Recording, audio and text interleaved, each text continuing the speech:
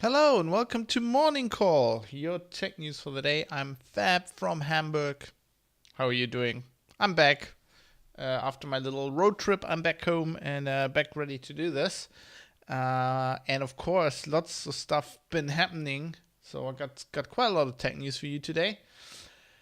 So let's get right into it. Let's start with our accustomed look by now at the Boeing and the 737 MAX. Everybody was expecting planes to fly again pretty soon, but it doesn't look like it. The FAA is still waiting to evaluate the changes Boeing is making to the 737 MAX, apparently because they still haven't delivered that software update. Boeing is saying they've completed it, but they haven't, handed it in to the FAA for testing. This is the obviously the MCAS system, so this system that's supposed to prevent stalls on the plane, which has a problem. We talked about this before on the show, design-wise, because they changed the engines, which changed the weight distribution of the plane, which made it prone to stalling, or more prone because the nose would pitch up, as opposed to all the other 737 models, which is pretty much the longest plane, the oldest plane model still being used. And now it seems like it's gonna take a while. The FAA is saying planes will be grounded at least till August for checks, although they don't really know how long it's gonna take, especially seeing that Boeing hasn't delivered this update yet. It seems like Boeing is keeping that taking their time, because even though they're losing a lot of customer trust from the airlines and a lot of money on this, I guess they are expecting the FAA to be very thorough in their tests now, because of course the FAA was also criticized in this because they worked very closely with Boeing, and then after 2 planes crashing and many people dying, this is a big problem, also for the FAA. So everybody's expecting them to be very look very detailed on these things. So I guess Boeing is just making sure everything works. This plane, every time I look at it, these 2 wingtips just make me shudder. It has these 2 stabilizer wingtips, and they're not only going up like on most other planes, but they're also wingtips going down, and it just looks like the wings are coming apart. It's like the wings are made of two like layers of aluminum, and they're just peeling apart at the tip. I think that every time I see a picture. Anyway, it's silly, but that's how my brain works. Huawei, the other big story that's been developing for ages. Exploits in attack positions as critical. That's awesome. That's you already have comment of the day for that first comment. Oh, by the way, thanks to Galtarin. In case you're watching or listening to this, thanks for the sub on Twitch, which helps me out a bit. It's appreciated. Yeah, so Huawei is the other big story. The trade war with China and the US being in full force now. Huawei, pretty much the biggest casualty so far, and it's now being reported that ARM has said they are pulling out. They've issued a memo to their employees and ordered them to stop work on all active contracts, support entitlements, and any pending engagements. The registers here reporting based on the BBC, which is a bit weird because ARM is a UK company. It's headquartered in Cambridge. It's owned by a Japanese conglomerate. And this is a big blow for Huawei because obviously, I mean, they're using, this is pretty much all their mobile processors they're using in phones and stuff, and also like other stuff, network hardware and things. So this is a big blow. Not really clear why ARM's doing this. They have issued a very terse statement saying ARM is complying with all of the latest regulations set forth by the US government. Now, why a UK company owned by a Japanese company would do that, would comply to US orders, is not immediately clear. So, speculating here, as pretty much everybody is doing. They have a lot of business in the US, and it just looks like they're afraid that they will be hit by sanctions next or something, and there will be, just grouped in with Huawei, I'm guessing. So I guess they just looked at their sales and went like, okay, we get this many million from Huawei, and this many billion from companies in the US. So if we lose that, it's gonna hurt us a lot more. So we're just gonna kick Huawei in the balls, which is interesting. I mean, you see fallout from this trade war against Huawei and other Chinese companies, but mostly Huawei really everywhere now. Google has removed the Mate 20 Pro from a list of phones that were supposed to get the Android Q beta. So they haven't said anything about this. Guillem's reporting on this, but it looks like, the obvious conclusion is this is because of the trade ban. So yeah, just the blows keep on coming. The New York Times is now reporting that Huawei obviously not the only casualty in this trade war. They're also saying the Trump administration could blacklist a company called Hikvision. Hikvision, no idea, never heard of them before. Next, which is like a surveillance company, and it's just going forward and forward. The Trump administration saying, well, they're being used to spy on dissidents, and the Register in another story pointing out that that's just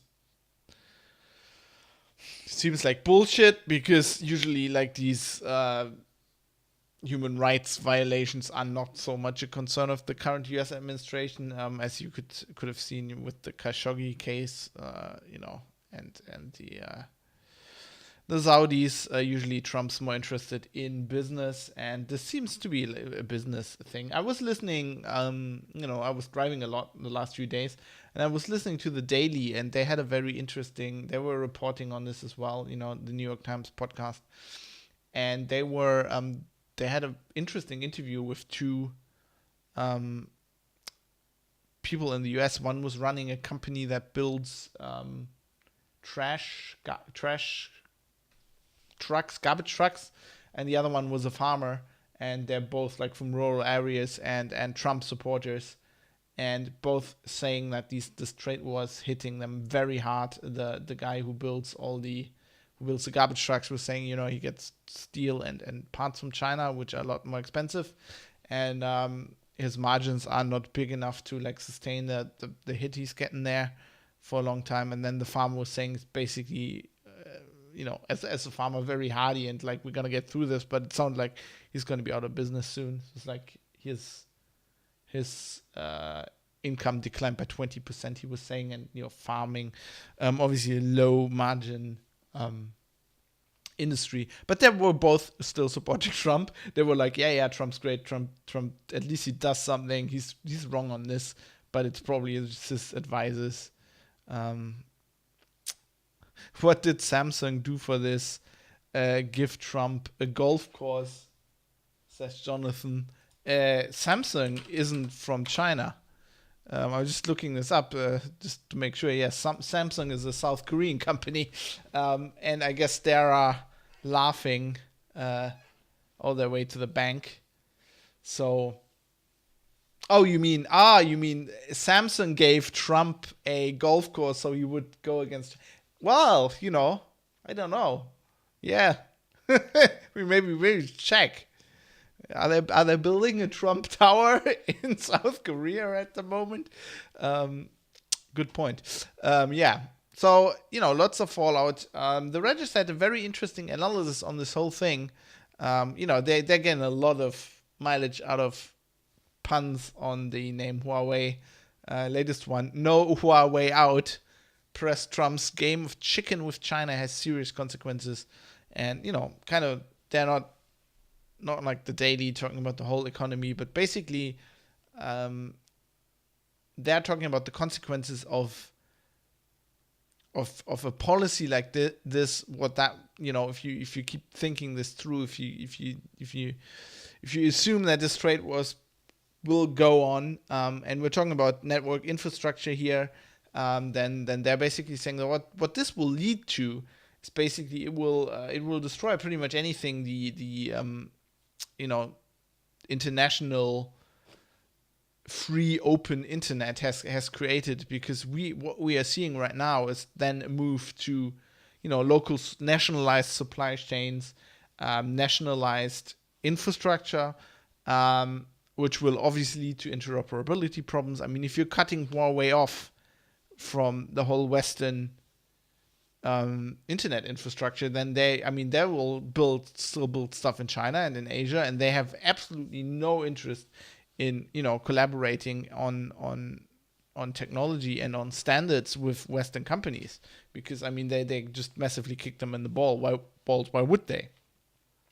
And the Register makes good points here, and if you read this, it all goes together with the Russia basically building their own, Putin pushing to build their own internet, and have their own infrastructure over there, and this is just all really bad. I mean, this is national interests destroying pretty much all the collaboration we've had in the last 20 years on the internet, which is pretty bad. Well, I will keep an eye on this, as I've said before. Where was I? God, did I lose my place here? Next story comes from Apple. Apple is taking aims at Google, and the WebKit guys at Apple have proposed a new advertising standard that would minimize tracking.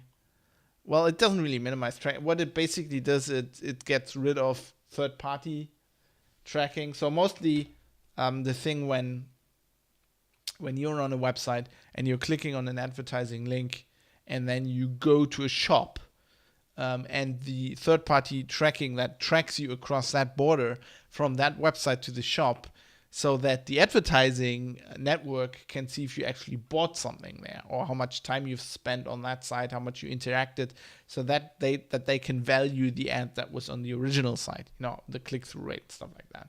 It would eliminate that. So it would still be able to track people, just, it also imposes limits on like how long they can track you and how. Interesting. I don't see ad companies, I don't think they want to lose that data. But we'll see. Obviously, Apple pretty clearly, as the Register says here in the headline now and in the story, pretty clearly taking aim at Google here, because Apple obviously not making money from advertising. It's not like they haven't tried in the past. If you look into Apple is currently positioning themselves as a privacy aware company that just wants to sell you hardware, which, I think is mostly PR bullshit. This is not down to Apple not wanting to do that. They tried in the past. They're just incredibly bad at web services. I mean, they haven't been able to create a social network. Their advertising stuff pretty much failed. Not the advertising of Apple products, that obviously worked really well, but they tried to get into the advertising business and didn't work. And Apple is probably pretty much doing hardware because turns out that's pretty much the only thing they can do, which, they're great and they have lots of success with that. But I don't know. I don't buy this. Oh, we're a moral company. We have this moral guideline that we're not doing that. I've never bought that. Companies don't have morals. At the point where Apple would actually make more money off advertising, they pivot in a heartbeat. But anyway, interesting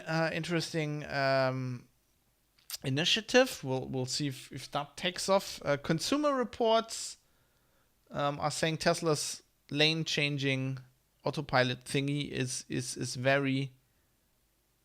insecure. They're saying it's worse than human drivers. Obviously, I mean, I think we can see that. So that's interesting. So they're saying they've tested stuff and just cars that overtake you or come towards your car from behind very quickly.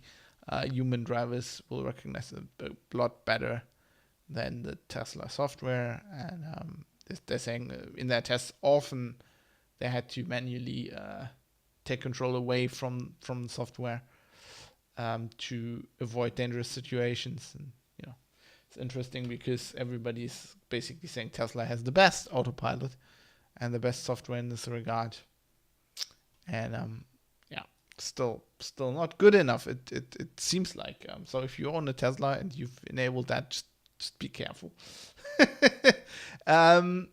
Windows 10, the May update is coming. So the 1903, which would actually be the March update, but it's coming now. It's been pushed out, but they're staggering it very, very aggressively. So you might get it later than other people because Microsoft has had problems with rollouts like this the last few times.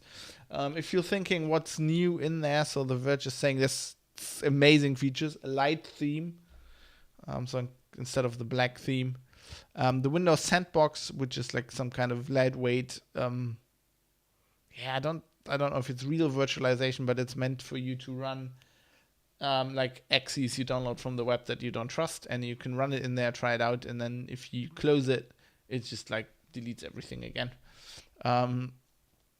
You can uninstall more built-in apps. Cortana and search is separated, which is great. So you can use the search in the start menu without it being Cortana. They extracted Cortana from that, which, to be honest, that is the way it should have been in the first place.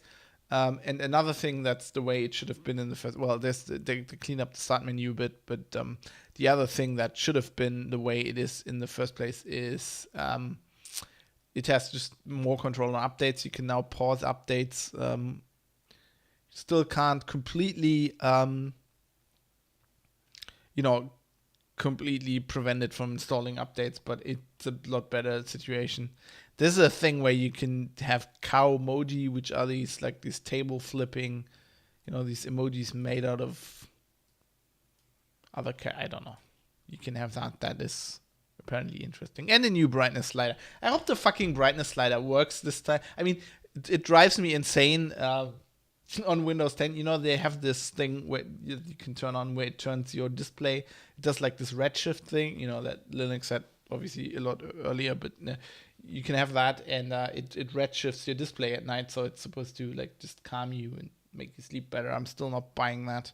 So I haven't seen any conclusive research that works, but it's kind of nice because it doesn't it's not that bright. Just So I turned it on for a while. But the thing that drives me insane is like it redshifts my whole display, but not the mouse cursor. I'm guessing because I have like an NVIDIA card and it's a hardware cursor, I'm guessing. But like so all the white parts of the display I get like redshifted, but the cursor in front of it isn't, which is driving me insane. So fuck you, Microsoft. Fix that. I hope they fixed it in this. We'll see. I'll tell you when I get this update. Anyway, Golem reporting. Golem is reporting. I found this interesting. That Google has said that they have stored passwords in clear text for G Suite. So this is it goes back to an error they made in 2005, 14 years ago.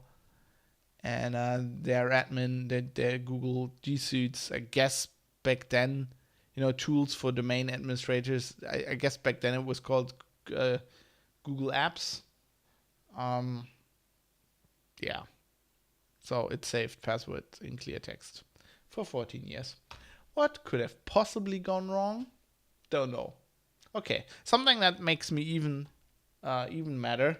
So brace for incoming rant. So a while ago, people were like, "Oh, try Antergos. It's like the up and coming Linux distribution." And Antergos I'm giving the story away here ahead of time. Antergos was this thing where they were like, "Oh yeah, Arch is really hard to install and to use, and so we will make this thing that's based on Arch but really user friendly." Yeah, now it's dead. So the guy or the guys who are running this, who the fuck knows, have taken their ball and they're going home. Disappointed! So I don't know what the fuck I should think about this. So basically they're saying we can't run this anymore, we're turning this off. They have like this plan in place where they're moving. Crickle says same here. I'm guessing you're switched to Antergos as well. Yeah, so they have this plan in place where they're basically saying we're switching your package sources over to just normal Arch runs, so you can keep running the system. You should just turn the Antergos specific ones off, or they will be disabled by an update, something like that. Which I guess is great, but I mean, if you wanted to run straight Arch, you would have like run straight Arch. I don't think they're basically, if you look at this, like their logo, like the thing Heise is using as a header for the story is like Antergos for everyone, as it says Antergos and then for everyone. Basically they mean Arch for everyone. And I mean, this is not, so the user base for their distribution didn't want to keep running straight Arch. And so what I'm not getting about this is like, so they're in this blog post where they're saying, "Oh, we're ending this project." They're bragging about how many unique downloads they got and stuff. And they're saying, "Today, we're announcing the end of this project. As many of you probably noticed over the past several months, we no longer have enough free time to properly maintain Antergos. We came to this decision because we believe that continuing to neglect the project would be a huge disservice to the community. Taking this action now while the project's code still works, provides an opportunity for interested developers who take what they find useful and start their own projects." I mean, what started as a summertime hobby 7 years ago quickly grew into an awesome Linux distribution, blah, blah, blah. I mean, yes, you can, if you don't want to maintain your Linux distribution anymore, that's fine. But like, this just has become popular. It's not your fucking summertime hobby project anymore, obviously. I mean, you have a responsibility now. And the point of Linux, and let me quote John O'Bacon, community, is that if you want to quit, you just fucking find somebody who wants to maintain it. And maybe they haven't found somebody, but put some fucking effort in that. I mean, look at this fucking site. As somebody pointed out to me on Twitter, they have fucking sponsors. I mean, fuck you. Anybody involved in this, when they invariably at some point they want to get a job or a project, at some point they will say, well, I was involved in the Antergos project, I created that. These people should never ever be trusted with anything, managing any project anymore, because I understand. I mean, I have been in this position as well. You create something, it becomes very popular. At some point, you don't want to do it anymore. It wasn't a Linux distro for me, but when I quit Linux Outlaws, we tried to wind that down in a responsible way. We weren't like Dan and me weren't like, oh, let's stop the fucking show tomorrow because we don't want to do it anymore. You'll wind it down, and that wasn't a podcast, obviously. I mean, that was a very personal project, so I wasn't going to hand it over to somebody else. But if you're running a fucking Linux distribution, the point of it being a Linux distribution is that you can find other people that will help you and can keep on maintaining it. Yes, it's hard, but I mean, that's the fucking point. Why do we have fucking... why do I use something like Linux if that doesn't work? I mean, I might as well use something from some fucking Silicon Valley startup that'll get bought up by Google and the project is dead. The whole point of open source licenses is that you can keep on using it. Let me use this GIF from back in the day when I was at CT and writing about Linux. I mean, man, didn't even push the button to change the camera. I'm so angry. We just need an easy way to install Arch, damn it, says Crickle. Because real Arch installation is a pain in the ass. Yeah, it's definitely a pain in the ass. It's I mean, that I guarantee you somebody will come up and in the next few days or weeks or months and will say, yeah, well, we would have liked to carry on, or they will fork it and something. But you could have just handed it over in a mature way. You do, I understand it's a hobby project, but at some point there is a responsibility connected with that. That's how life works. Even if you don't want that responsibility, it still exists. What am I supposed to use now? I just started using this fucking distro 3 months ago. I guess I gotta have to go back to IBM Linux now, because that's the only thing that won't die. And don't you just go and tell me I use fucking Manjaro now in the chat. I just trusted some small distro like that, which then sunk. I mean, what else is there? There's only IBM Linux left. What else is there? Ubuntu's pretty much dead. No, nobody's home there anymore. Fuck. And don't you say SUSE. Jesus Christ. Anyway, sorry. Rant over. Got some gaming stories, and then a what the fuck story, as usual. To wind up this show. Anyway, in gaming news, THQ Nordic, which is a Swedish studio, that I think used to be just called Nordic and then bought the THQ naming rights. Yeah, I think they used to be called Nordic Games. They have bought Piranha Bytes, which is a German studio from Essen, close to where I hail from originally. And they are known for the role-playing game Gothic, which I don't know if it's that known outside of Germany, but pretty much has a cult following in Germany, and yeah, interesting. So they are saying, I think they were saying they'll keep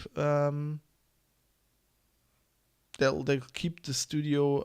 They like the style. They're just gonna keep it. I think they're gonna keep it in Essen. Let me just. Yeah, there are 30 employees gonna stay in Essen, which I guess is good. THQ Nordic needs to get the fucking move on and publish that Schleichfahrt reboot. Equinox reboot they've been working on for ages. In other gaming news, you might have heard of Dota Auto Chess, which I've never really played, but I've been reliably informed it's the hottest shit everybody plays now, and there's lots of Twitch streamers playing that, which is a Dota mod from a independent company called Drodo. I think they're in China. And Valve has now announced they're doing their own version of Auto Chess. And they apparently were in talks with Drodo, but decided to go their separate ways, and then going to do their own thing. Something that will be compatible at the beginning, where people can get their stuff over, I'm guessing. They haven't announced what they're going to call it. But this pretty much, pretty much a story like Dota itself, which was an independent mod that Valve kind of took over with it. Took them, they employed the main developer, and that's how Dota 2 came about. And now, the next biggest thing being Auto Chess, which is kind of weird because it's like a mod of a game that was originally a Warcraft mod. It's like a mod of a mod of a mod. It's just like, it's crazy. But it's the hottest shit. So no wonder Valve wants to get in on the game, especially after their recent card game foray, that the Dota Artifact card game that completely sunk. No word on Half-Life Dry. Get into German there. Half-Life 3 yet. Just had to get that in. That's the obvious mention. And then before I leave you for today, I have just an amazing last story that is just mind blowing. So apparently the Air Force is investigating a cyber attack, and this time it wasn't the Russians. So we're talking about the U.S. Air Force here, and it was the U.S. Navy apparently. So there's reports of a lawyer, Air Force lawyer, who was working alongside a senior Navy defense lawyer, who had malware on their system, which apparently, as the Register reports, hinges around an alleged attempt by U.S. Navy prosecutor to plant malware on the devices of U.S. Air Force lawyers defending a U.S. Navy SEAL. So this is, they also sent something to the U.S. Navy Times, which the U.S. Air Force Times speculated about. These are independent publications. And also this Air Force lawyer, you can, in the U.S., like in some other countries, these lawyers, they can defend somebody from another branch of the military. And I'm guessing the SEAL, for reasons of their own, didn't want a Navy lawyer. This case, this is from, so the case they are investigating is a very high profile case that is going on at the moment. So this is a very, very high decorated Defense News Navy SEAL sponsored by chief Navy Federal Credit Union. If you're a called member of Eddie our Gallagher, who is being persecuted for war crimes in Afghanistan. So, the Navy SEALs famously very, very closed special operations. They're like the most elite of all U.S. Special operations teams, pretty much. Everybody thinks they're the most elite, but SEALs are legendary for this. They're very secretive. And this chief is being accused by members of his own platoon of just having shot civilians in Iraq. Was it Iraq or Afghanistan? I don't know. He had he's a very, very, he had many tours of duty. He's a very, very high decorated SEALs chief. He was involved in educating a lot of SEALs and stuff. He was basically a trainer for other soldiers, and very, very interesting case. But now takes just a whole nother dimension with this hacking allegation. Very interesting. So now the Air Force is saying the Navy has kind of hacked their own thing. I mean, the